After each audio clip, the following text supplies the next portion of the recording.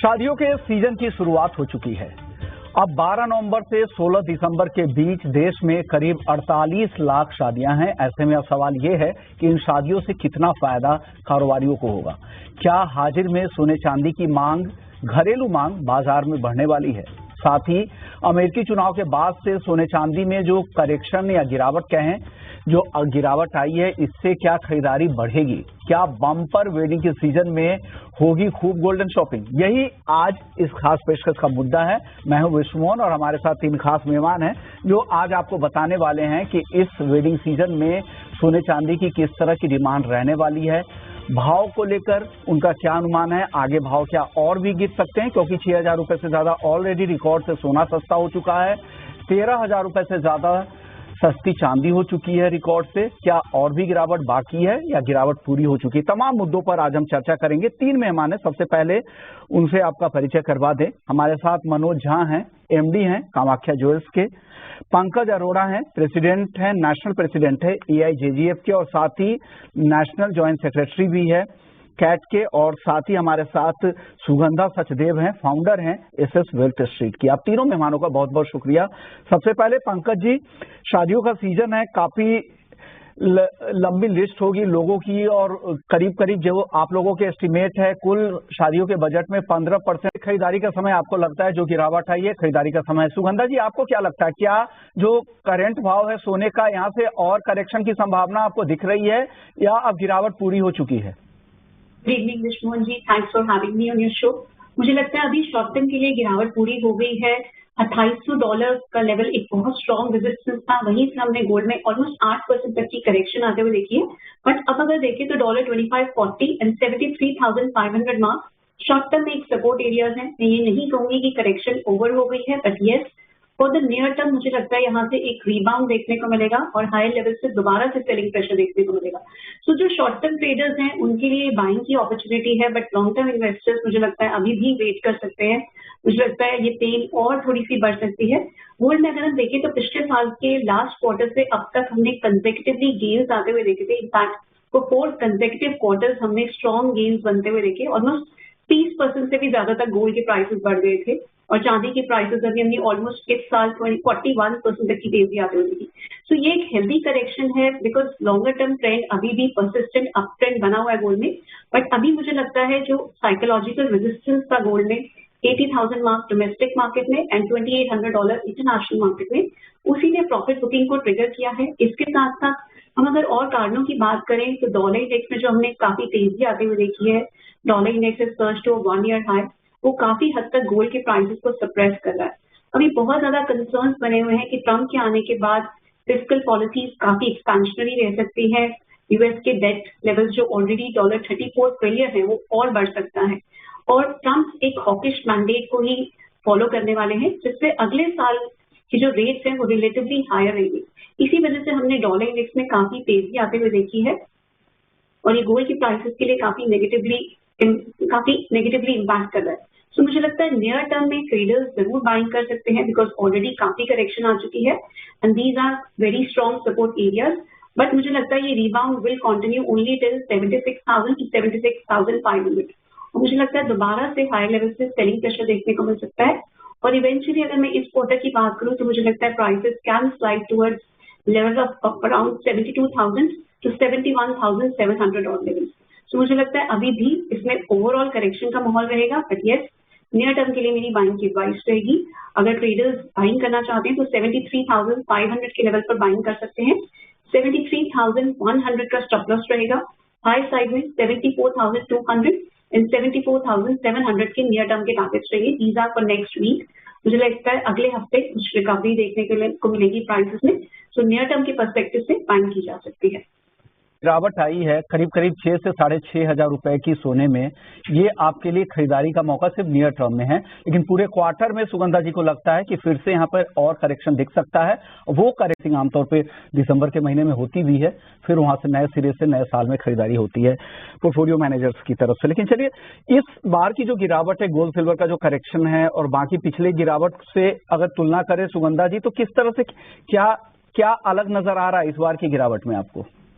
कृष्णमोहन जी देखिए, तो इस बार ऑलरेडी हमने स्ट्रॉन्ग डील्स आते हुए देखे थे। अभी इन्वेस्टर्स एनकैश कर रहे हैं स्ट्रॉन्ग रैली को। और अगर हम ग्लोबल इन्वेस्टर्स की भी बात करें तो they are moving towards bitcoin, because Trump digital asset को काफी फेवर करते हैं, is in favour of developing US crypto currency reserve also. So इसी वजह से हम बिटकॉइन में भी काफी स्ट्रॉन्ग बाइंग इंटरेस्ट आते हुए देख रहे हैं। इसके साथ साथ यूएस की 10 ईयर बॉन्ड यील्ड की भी बात करें, वहां पर भी हमने सिग्निफिकेंट अपटिक आते हुए देखा है। In fact they have reason to their 6 month highs as well. So वहां पर भी हमने एक स्ट्रॉन्ग बाइंग इंटरेस्ट आते हुए देखा है। और इसी वजह से गोल्ड में सेलिंग प्रेशर जो है काफी इंटेंसिफाई हो गया है।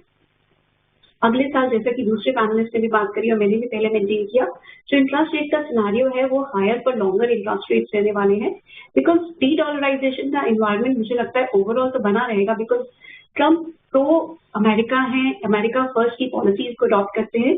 इससे अमेरिकन इकोनॉमी मुझे लगता है काफी हद तक ग्लोबल सिस्टम से काफी हद तक डीकपल हो जाएगी। और अभी जो जियोपॉलिटिकल स्ट्रेस भी है मुझे लगता है अभी नियर टर्म में कम हो जाएगा। सो बहुत सारे फैक्टर्स हैं जो भी गोल्ड को इम्पैक्ट कर रहे हैं। बट अगर हम टेक्निकली देखते हैं तो मुझे अभी नहीं लगता नियर टर्म में कि गोल्ड में कोई बहुत तेजी नजर आ रही है। सिर्फ एक रिबाउंड देखने को मिलेगा और रिबाउंड में मुझे लगता है दोबारा से सेलिंग प्रेशर रहेगा। बट यस, इसके साथ साथ ये मैं जरूर मेंटेन करना चाहूंगी, मुझे लगता है नेक्स्ट ईयर गोल्ड के प्राइसेस न्यू हाइट्स को भी टेस्ट कर सकते हैं। गोल्ड ओवरऑल अभी भी एक अप ट्रेंड में ही बना हुआ है। जब ट्रम्प ऑफिस को ओट लेते हैं उस टाइम पे मुझे लगता है दोबारा से अनसर्टेनिटी बढ़ेगी मार्केट्स में और दोबारा से मुझे लगता है गोल्ड में इंटरेस्ट काफी ज्यादा देखने को मिलेगा। तो मुझे लगता है towards the end of this quarter जब करेक्शन पूरी हो जाएगी, एक कंसोलिडेशन का फेज देखने को मिलेगा गोल्ड में, दोबारा से लोअर लेवल्स पर मुझे लगता है बाइंग इंटरेस्ट देखने को मिलेगा। इसके साथ साथ पहले मैंने मेंटेन किया कि 72,000 से 71,700 तक के लेवल्स देखने को मिल सकते हैं। But yes, I would also like to add to this, ये लेवल भी ब्रेक हो सकते हैं। और अगर मैं मेजर बॉटम की बात करूं तो मुझे लगता है 68,000 एक मेजर बॉटम रहेगा गोल्ड के लिए। ये लेवल्स भी पॉसिबल है। But yes, we will have to assess the next policy meet of Fed, उसके बाद ही हम ये डिसीजन ले पाएंगे। बट यस, नियर टर्म में आउटलुक अभी मुझे बेयरिश ही नजर आ रहा है। सेल और राइज ओवरऑल रहेगा, शॉर्ट टर्म के लिए एक रिकवरी जरूर आएगी मार्केट में। आपका व्यू पूरी तरह से क्लियर हो गया, फंडामेंटली भी आपने टेक्निकली भी बता दिया है। पंकज जी, आप बताइए, आप कह रहे हैं कि करंट लेवल से भी खरीदारी करें, आपको लग रहा है कि दिखेगा, लेकिन इसके ऊपर भी अगर ज्यादा भाव मिलते होंगे तभी वो मैसेज कर रहे हैं, क्योंकि जो लोग रेगुलर देख रहे हैं M6 के भाव को, उन लोगों के अगर मैसेज आ रहे हैं तो हो सकता है कहीं कहीं अचानक गिरावट में वो प्रीमियम पास अभी भी प्रीमियम में मिल रहे होंगे और आगे पास ऑन हो सकता है। सुगंधा जी, अब चांदी की बात करते हैं। पंकज जी ने अपना व्यू तो चांदी पर दे दिया, आपको क्या लग रहा है? चांदी 13,000 रुपए से ज्यादा सस्ती हो चुकी है रिकॉर्ड स्तरों से। चांदी कब खरीदना चाहिए? आपको लग रहा है कि चांदी 85,000, 80,000 के लेवल भी दिखा सकती है आने वाले समय में? जी, मुझे लगता है चांदी 82 से 80,000 तक के लेवल्स भी दिखा सकती है। नियर टर्म में देखें तो 29.7 पर आउंस पर एक बहुत स्ट्रॉन्ग सपोर्ट है। और अगर डोमेस्टिक मार्केट की बात करूं तो 87,000 मार्क पर एक अच्छा सपोर्ट है। तो यहाँ से कुछ रिकवरी जरूर देखने को मिल सकती है towards level of around $31 to 31.5। But अगर मैं ओवरऑल आउटलुक की बात करूं for next 20 to 25 odd days, मुझे लगता है ओवरऑल आउटलुक अभी नियर टर्म में बेयरिश ही रहेगा, बिकॉज बहुत ज्यादा कंसर्न्स है कि ट्रम्प फर्दर टैरिफ्स लगाएंगे चाइना के प्रोडक्ट्स पे।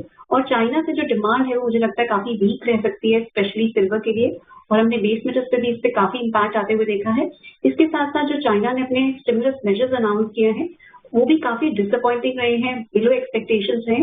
इस वजह से भी हमने चांदी के प्राइसेस पे काफी प्रेशर बनते हुए देखा है। और रिस्की एसेट्स में भी हमने काफी ज्यादा वॉलेटिलिटी आते हुए देखी है। इसका इम्पैक्ट भी हमने सिल्वर के प्राइसेस पे आते हुए देखा। जी, तो मुझे लगता है एक शॉर्ट टर्म रिबाउंड जरूर नेक्स्ट वीक देखने को मिल सकता है। बट यस, अगर मैं नियर टर्म इस क्वार्टर के आउटलुक की बात करूं तो मुझे लगता है अभी सेल ऑन राइज की स्ट्रैटेजी बेटर रहेगी। डाउन साइड में 82 से 80,000 तक के लेवल्स भी देखने को मिल सकते हैं। But yes, longer term outlook silver के लिए अभी भी पॉजिटिव रहेगा। नेक्स्ट ईयर के लिए we are again very positive on silver prices. तो मुझे लगता है 1,10,000 से 1,25,000 तक के लेवल्स नेक्स्ट ईयर देखने को मिल सकते हैं। तो लोअर लेवल्स पर दोबारा से बाइंग इंटरेस्ट देखने को मिलेगा, बट नियर टर्म के लिए आउटलुक स्लाइटली बेयरिश रहेगा। ओके, यानी बिल्कुल क्लियर व्यू है सुगंधा जी का। हो सकता है कि अगले हफ्ते आपको थोड़ी रिकवरी दिख जाए, लेकिन पूरे क्वार्टर के लिए यहाँ पर गिरावट की संभावना यहाँ पर दिख रही है। गोल्ड और सिल्वर दोनों में सुगंधा जी को लगता है 82,000 से 80,000 रुपए तक चांदी फिसल कर आ सकती है, लेकिन लॉन्ग टर्म व्यू अभी भी बेहतर दिखेंगे। शुक्रिया मनोज जी आपका, सुगंधा जी आपका, पंकज जी आपका। आप लोगों ने वक्त निकाला, हमारे दर्शकों को गाइड किया कि इस वेडिंग सीजन में आपको कब खरीदारी करनी चाहिए, क्यों खरीदारी करनी चाहिए, कितनी खरीदारी करें और आगे सोने चांदी के भाव किधर जाने वाले हैं। चलिए, इस खास पेशकश को यहीं समेटते हैं, लेकिन बाकी खबरों के लिए आप बने रहिए हमारे साथ।